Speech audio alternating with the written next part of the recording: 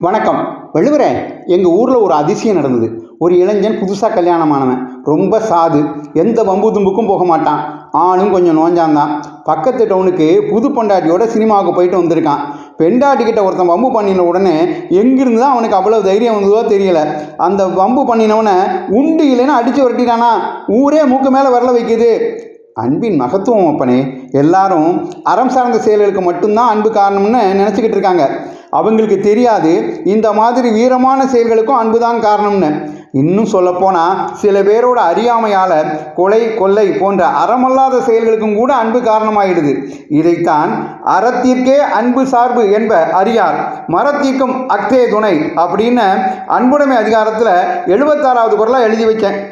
ஆகா, அன்பு அறம் மற்றும் ஈரமான செயல்களுக்கு மட்டுமே காரணமாக இருக்கும்படியா நாம் ரொம்ப எச்சரிக்கையாக இருக்கணும்னு அருமையாக சொல்லிட்டீங்க வள்ளுவரே.